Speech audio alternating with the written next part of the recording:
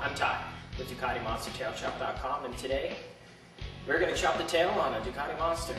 Chopping the tail on a Ducati Monster is actually quite easy to do. It's mostly just extra parts and pieces.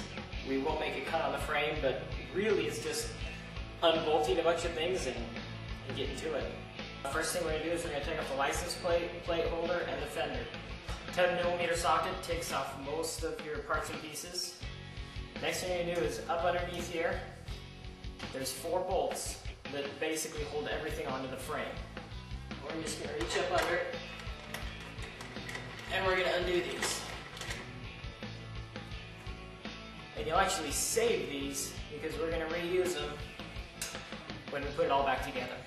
There we go. Doesn't need to happen.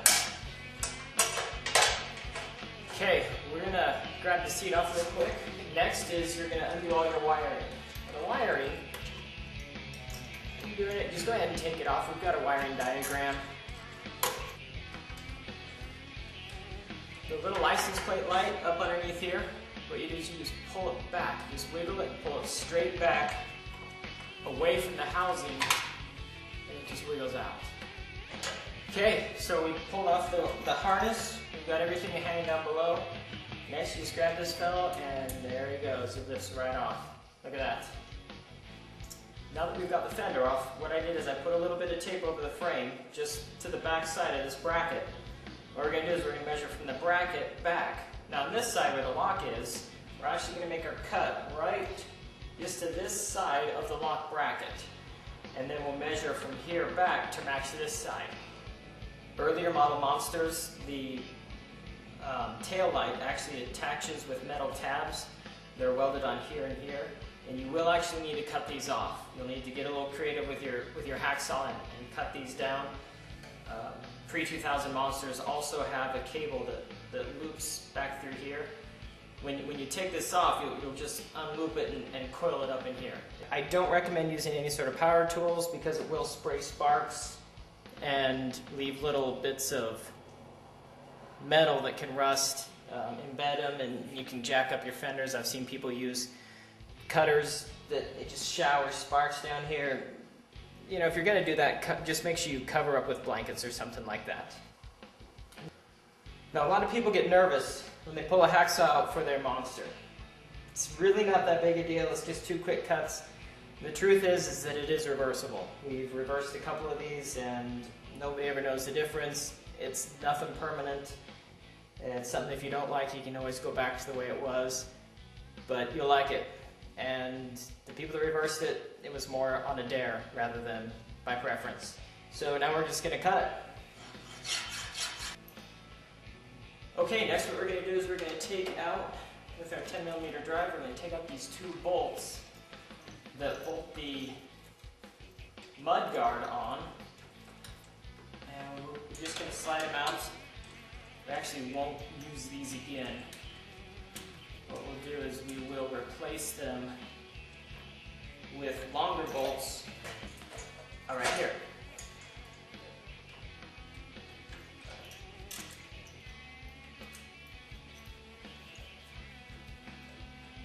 And while this is open, go ahead and bring your harness back. All your stuff back, except for the license plate light. Leave your license plate light out. Put it back up into place.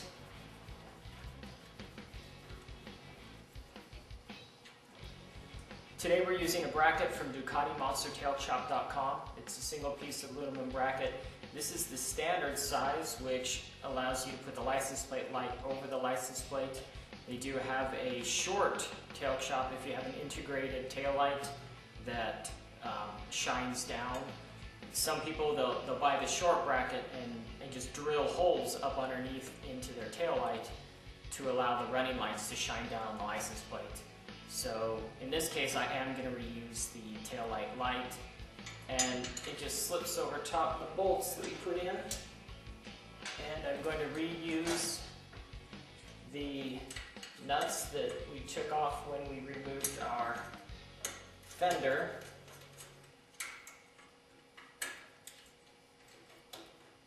And it just slips on just like that.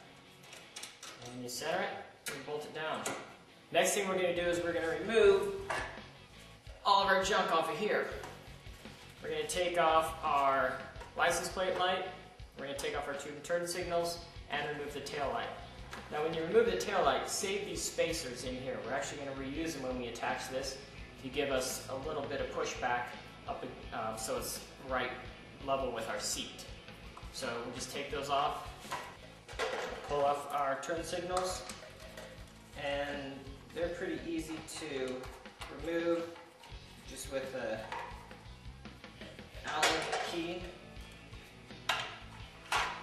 Okay, now this is empty. Now we're going to install the tail light. We'll put our spacers and we'll drop the spacers on top of the posts, just like this. Now we'll just reattach the wiring. Yellow goes to the right side, and then gray, red, left side of the bike, and then our ground goes in here. We got our spacers, and we just set it up inside. Grab our bolts from earlier, just spin it out in place. Okay, next we'll put our turn signals back together. And what we'll do is we'll just slide our wiring inside the bracket and line it up, put our bolt back in. You can actually hook up the wiring first if you want to, because you can slide the wires in the side of the bracket. It's got a notch. On the right side turn light, I like to run it underneath the cable here, and then run your main harness here on the left side with your turn signal sitting on top of it. That way, all this jumble you can just tuck right up under the seat. Okay, now we're going to wire back up these turn signal lights, and the right hand side is, we just know that it goes to the green one, and gray always goes to black. So we'll do that first, gray to black, and then that leaves us with green and white. So on this side, gray to black, and white to black with a white stripe.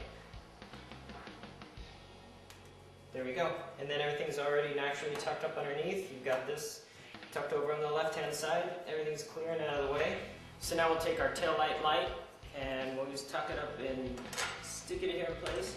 As I mentioned earlier, if you want to get a short kit, you can actually drill holes up underneath this light with the running light, and just put some clear tape over to keep moisture out, and it'll shine down. So if you don't want to use the license plate light, you can get a short bracket and clean things up even more, or you can get an integrated turn light. That works as well. Then this guy, just push up right back behind, and thread the wire back just a little bit. Tuck it back under.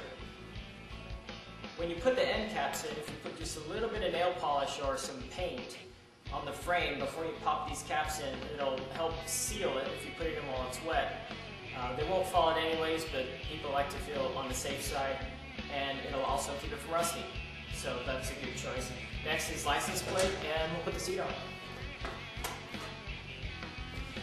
Now the bracket is made of aluminum, so there's a little bit of room to flex. If you find that there's a little gap or a little less, you can flex and move stuff just a little bit. Won't cause a big problem, and you won't be able to really see it as you change, but it does allow for some movement. All the Monster frames we discovered are just little subtle differences here and there. So if you need to bend or tweak, if you need to just massage it a little bit, go for it.